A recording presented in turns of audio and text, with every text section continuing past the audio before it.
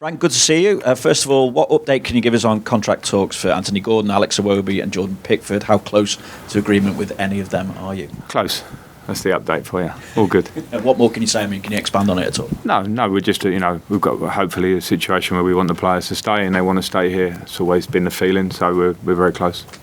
Dominic Calvert Lewin, how likely will he to be involved against Wolves, and also Andros Townsend, how close to a return is he at the moment? Yeah, Dominic, going to be tight Wolves. He's going to be training over the next couple of days, trying to push him a bit for match fitness. The injury feels good, which is the best news.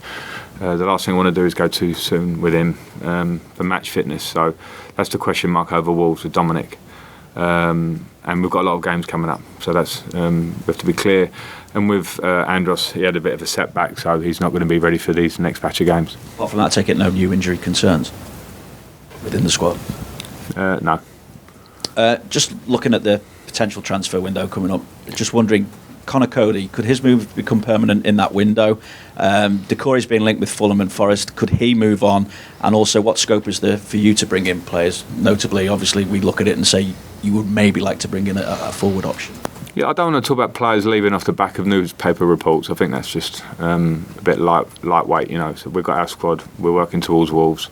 Conor has been brilliant since he's been here in every possible way. So, I and we would love to make that permanent at some point. But that's not happening right now. But we'll keep looking at that one. And then the January window, I think we want to help the squad. We want to have more options in forward areas. If the right players become available in those areas, then we have to try and improve, because I think, particularly where we've had Dominic injured a big part of the season, I think it's been an area where we know we want more. But we have to be smart. Our situation is clear. Some other clubs are making moves in their own ways. We have to be also smart about how we do it.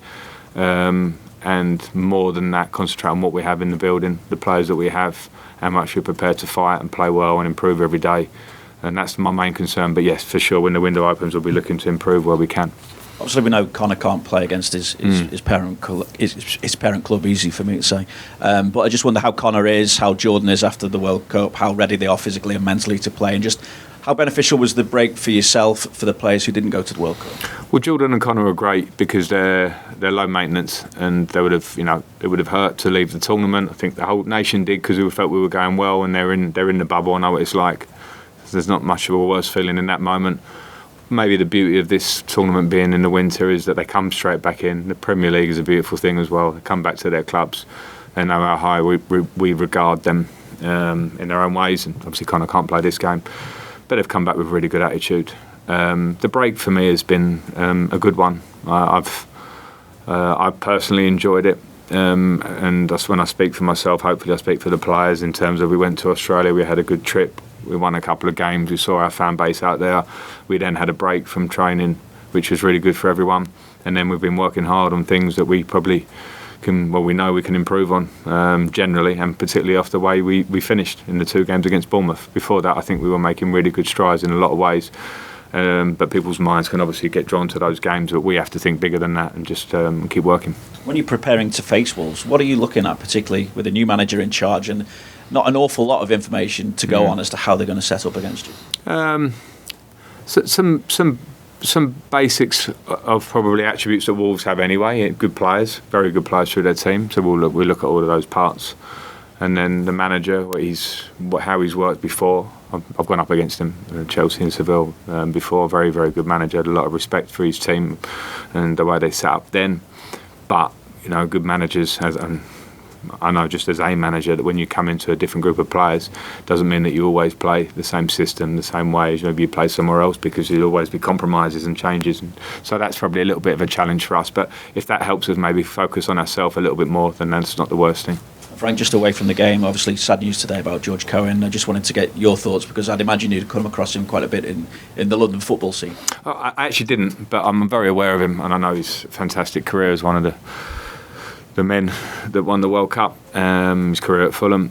I have such high regard. I grew up on stories of, as a young West Ham man, of the greats, Bobby Moore, Jeff Hurst, Martin Peters. So I'm always drawn to that group of players, and it's always more than a shame when we lose one of those players. And every player I met out of that generation, of that squad, were gentlemen and very humble about their achievements, and the way how fast the modern day's going, it's really makes it even more sad to lose players of that and people of that sort of size, personality-wise.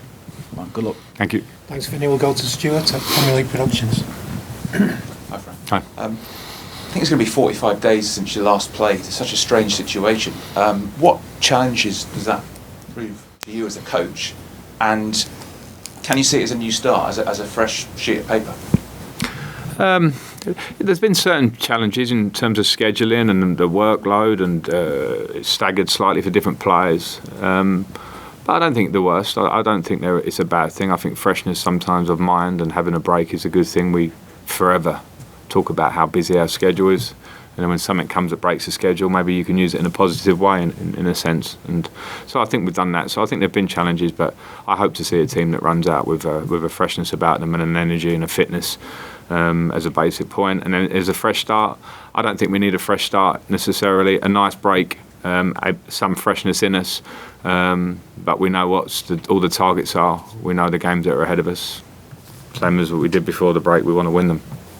How important is the Goodison factor going to be, not just on Boxing Day, but for the rest of the season? I think only United and Newcastle have conceded fewer goals at home. So how important is Goodison going to be?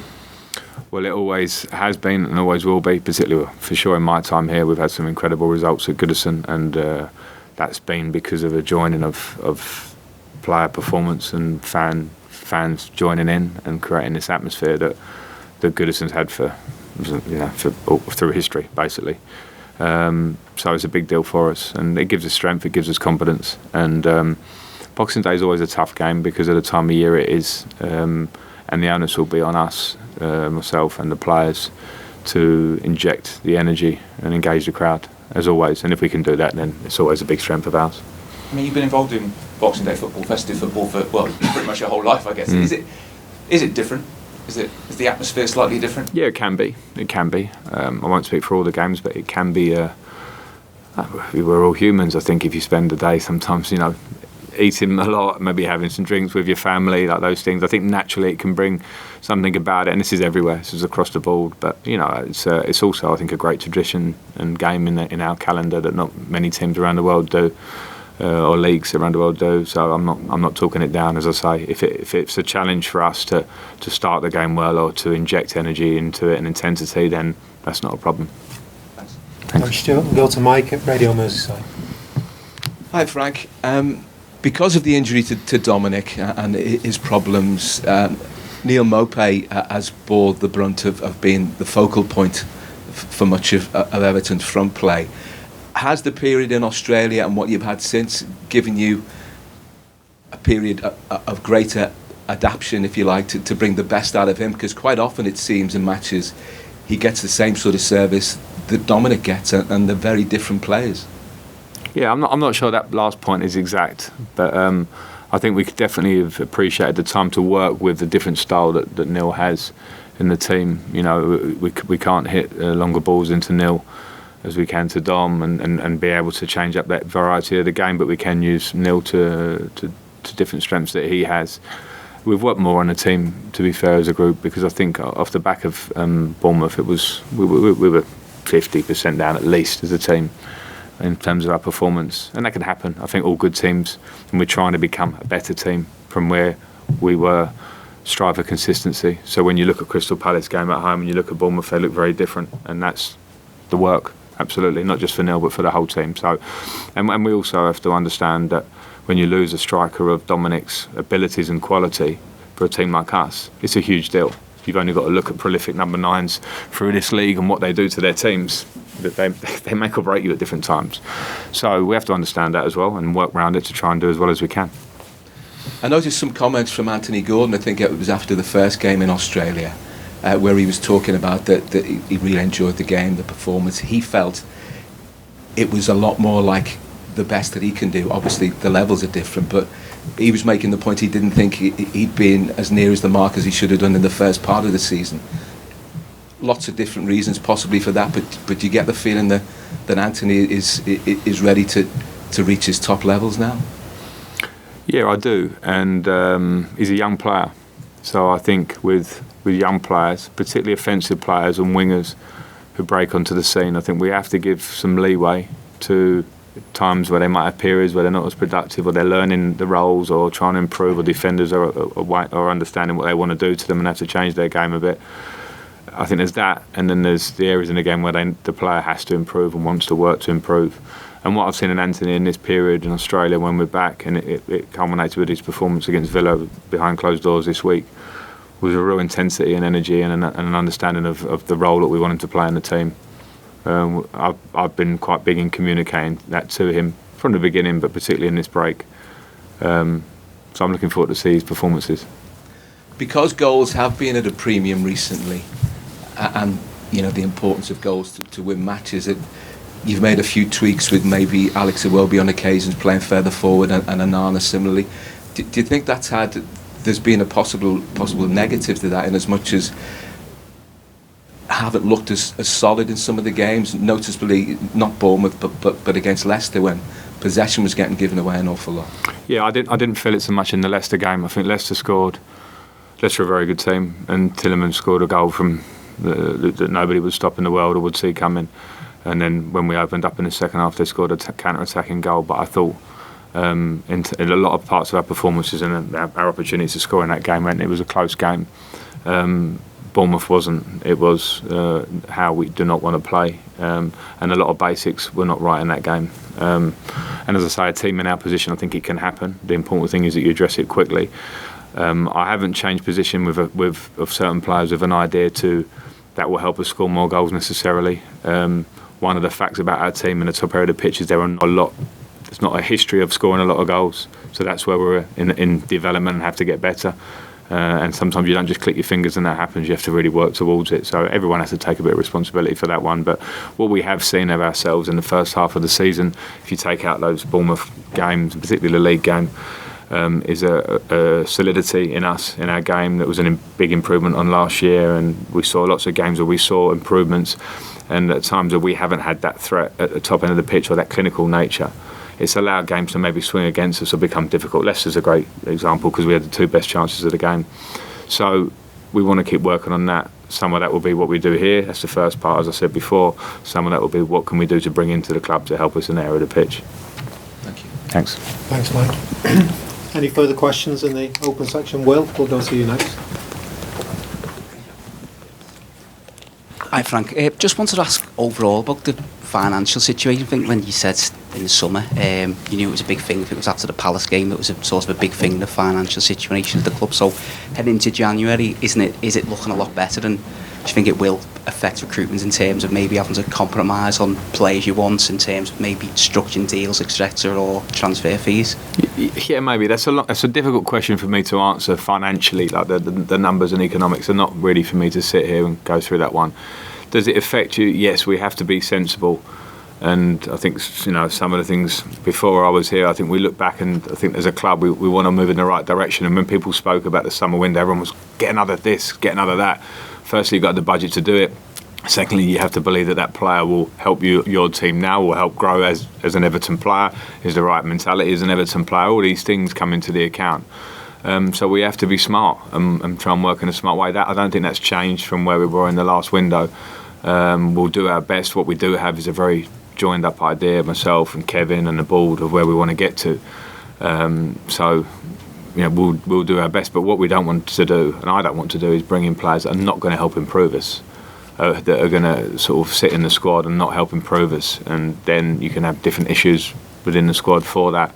So that's the position we're in, and that's why I always believed that we had a good summer window, but it will need, hopefully, a good January window and then a good summer window and a period of time to try and get us to where I think there are lots of examples of teams that are trying to transition out of a period where they feel like they've fallen down and they want to get back to where they want to be, and it very rarely happens overnight. So we have to be sensible in that fact and not try and make mistakes as we try and move up the ladder again. Just come back to John Pickford. He's obviously got, I think, just over 18 months on his deal. He's just finished joint top clean sheets in the World Cup. He's been around players who have been playing the Champions League, etc. He's 28 now. Do do you feel that Everton can match Jordan Pickford's ambitions in terms of maybe wanting to go on to the next level, playing the Champions League, like a lot of his England teammates are doing that? Yeah, I feel we can, because I don't think it's as straightforward to look at any individual and understand what their ambitions are. You know, Jordan is England's number one and has secured that position relatively, which has been an amazing achievement by him, because we know how difficult that is. He's played in Everton and been a huge reason why we had a great run to the end of last season and stayed in the league. Jordan, everybody knows, was a massive part of that. Jordan feels very happy being at this club. I don't want to speak for him, but that's the impression that I get for him. So I don't think it's as simple as that. I like to think that he's very happy here. We're a huge club with a huge history and big ambition, and he's a big part of that. Having been a player myself, maybe I was fortunate enough to play Champions League a lot, but when I felt comfortable at a club, I came in with a smile in my face every day, and I look forward to every game that came up, whether it be Premier League, Carabao Cup, wasn't that then, Champions League, whatever. And if Jordan feels like that and we can match each other's ambitions in terms of getting him to stay longer, I don't see that as a problem. Thanks, Will. Okay, that's the end of the...